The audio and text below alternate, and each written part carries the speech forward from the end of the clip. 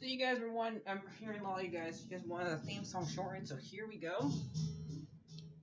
This girl reviews movies, games, and books. Sometimes she plays them. So does that, and when she does it with the cat, does that make her crazy?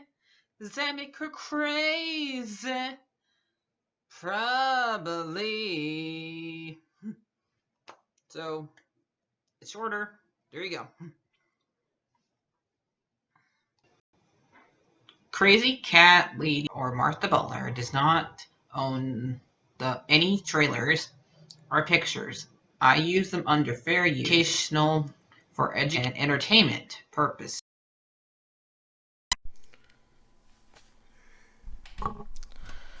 Hi everybody, Martha here.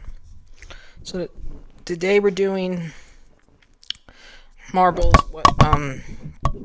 What If episode 5, and this is the zombie episode.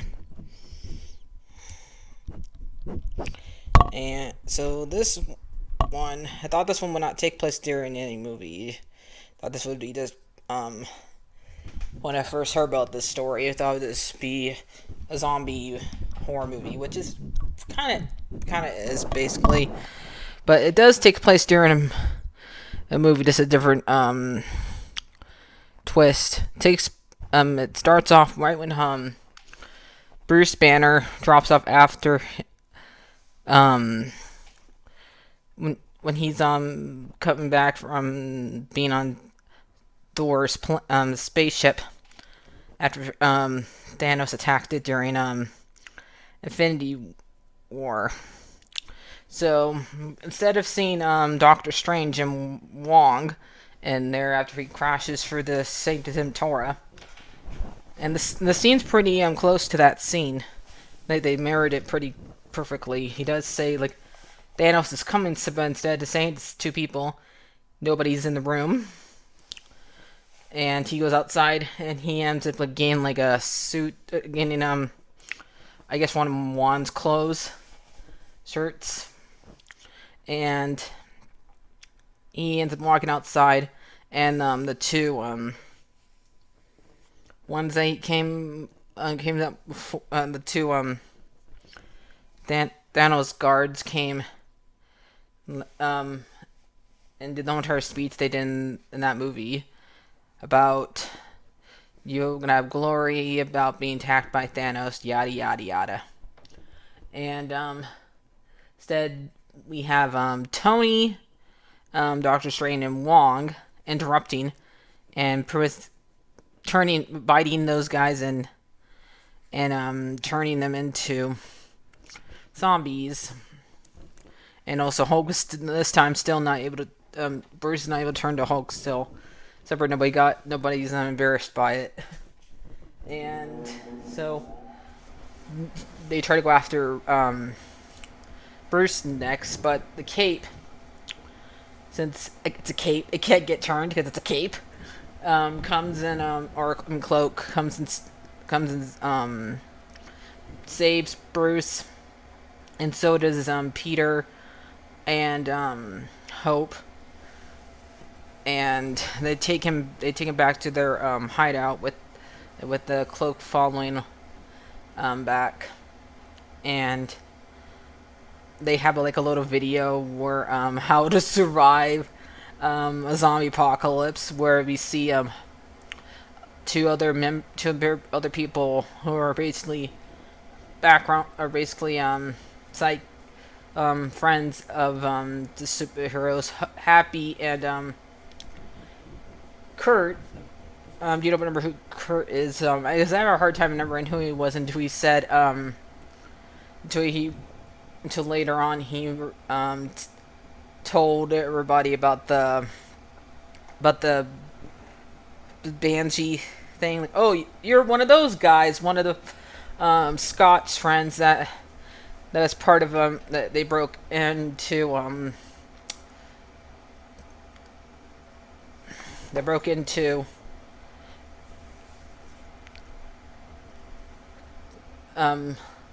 Hank's house in the third movie in the Ant-Man movie. Yeah, he would. So yeah, so that little part was a little funny about him explaining how to do that, and also how the zombie apocalypse happened, which was ends up being when when Hope wanted to get her mom back, and Hank went in there to go and get his wife, and get Jane back. She was infected by quantum Wellman illness that turned her into a zombie, and he bit him. And when they came back and infected the world, and we had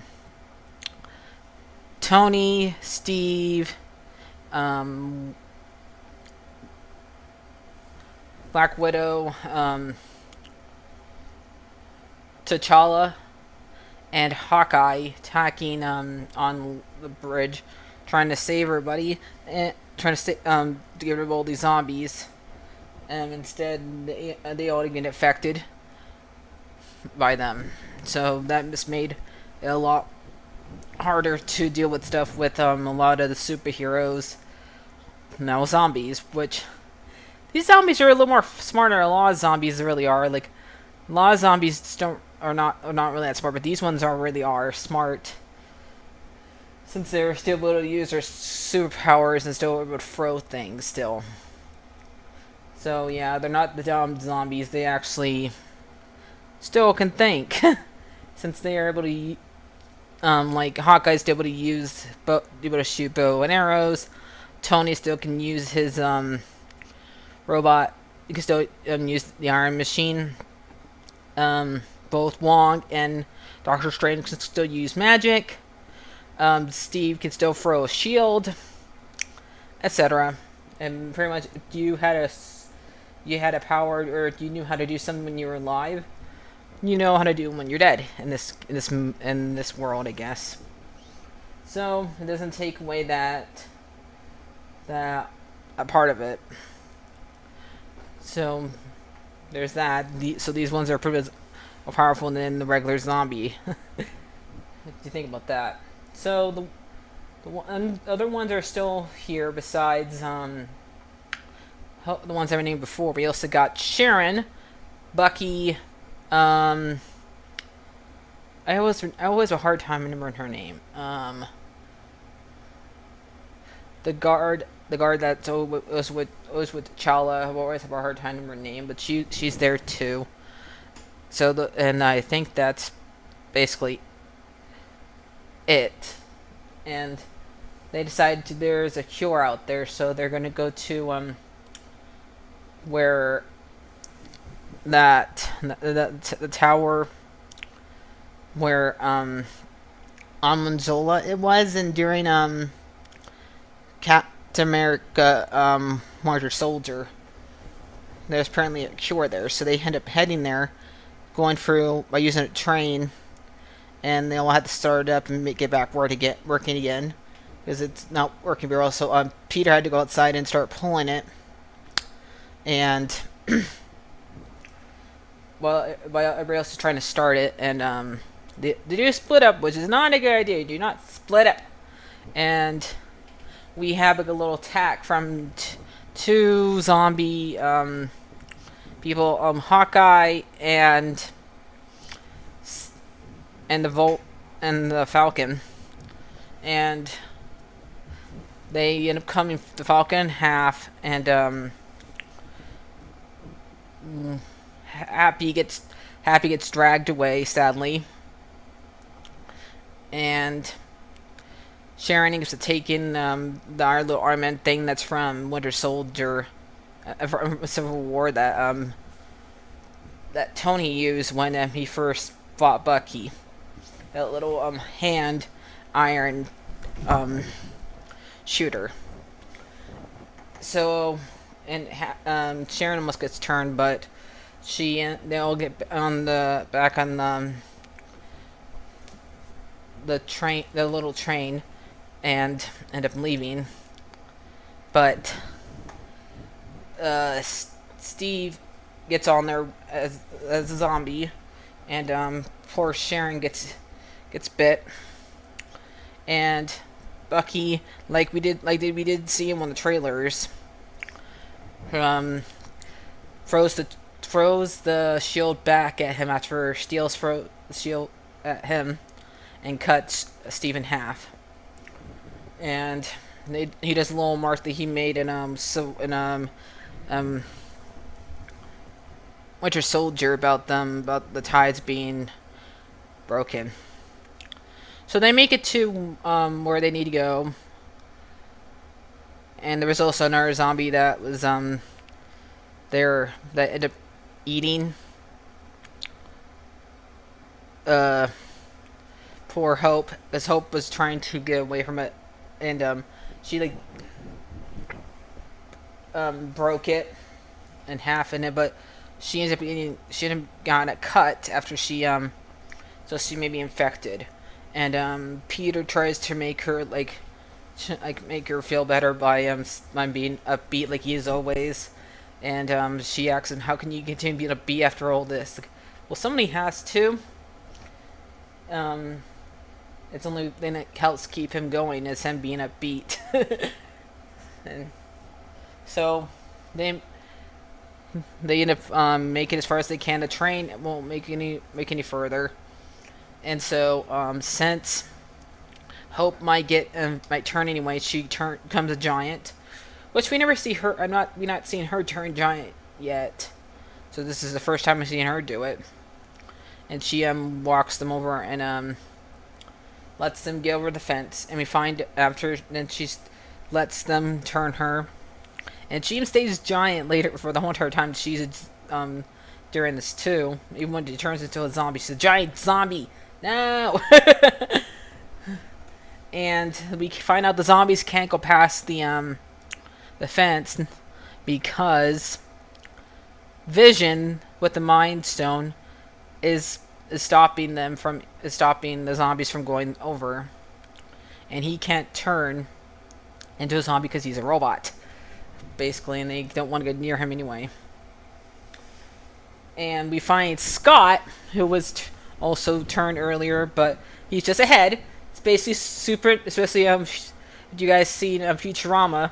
So this basically him seeing him like this because of all the people who are like all the past dead presidents or celebrities in Futurama are all heads, and when you can still have them. And this is basically that's what Scott is here. He's all head, but he still can do jokes. And that's what he basically does during this episode, is do a lot of jokes and puns, because that's all he can do. And Bucky is walking around to see if we can find any more survivors around there. And he finds Wanda and T'Challa, who has lost a leg. And T'Challa explains to him that Vision has been cut in off pieces and other people to feed Wanda. And he decides to... They all decide to try to escape her, and she's pretty powerful. We end up losing a couple of the characters to this, and they get let's see, Vision ends up giving the stone to them, the Mind Stone to them, which lets in the zombies. We also lose Bucky because Bucky gets thrown by them. The Wakanda guard ends up being killed here too. The only ones that are left after this, because even Bruce stays behind to defend, because the Hulk finally comes out. The only ones that were left, we get 4 counting the Cape. We get Scott, Peter, and T'Challa. So this is also this is still one, and I do like the remark that we get to hear from T'Challa about saying when you die, the people are still with you. That's how his culture deals with death. That's what I liked. So this was really, and it's kind of it's one of the last lines that Jasmine Boseman said. So it's kind of still sad hearing him saying it even after he pretty much, now that he's dead. He wasn't dead when he said this, but we're the only time he's dead now, and it's kind of, we have to have him say kind of like this, and it's still heartfelt. He's trying to help Peter deal with a lot of his friends being gone, and but by the time they're going to Wakanda to like help with the cure, but we know that Thanos is going to be there, and now he's a zombie. So basically, if they make it there, they're probably all going to get turned. So another downer of an indie, probably. I still think the one that's the worst ending is probably the last episode. But the worst, it's not a bad ending. It's just a sad ending, and so it's technically this one. So was episode 2. It's still another cliffhanger. We don't know what's gonna happen really, but if they're gonna address this next season again and have another zombie episode. Well, and I never read the zombie comic books. So I don't know how faithful this is to that one, but it's still pretty good. It was a great show. It was still able to be bloody and not be too kid friendly. Kids can, I think both can still watch it. It was really great. I liked it, and I liked a lot of the jokes into it and stuff like that. And I think we pretty much had a lot of the same like voice actors here too. The animation's pretty good here too, and so I would say this one is not as good as the last one. It's still good. Probably gonna have given this one a 8 out of 10. So I'll see you guys later. Like, favorite, and subscribe, and bye bye.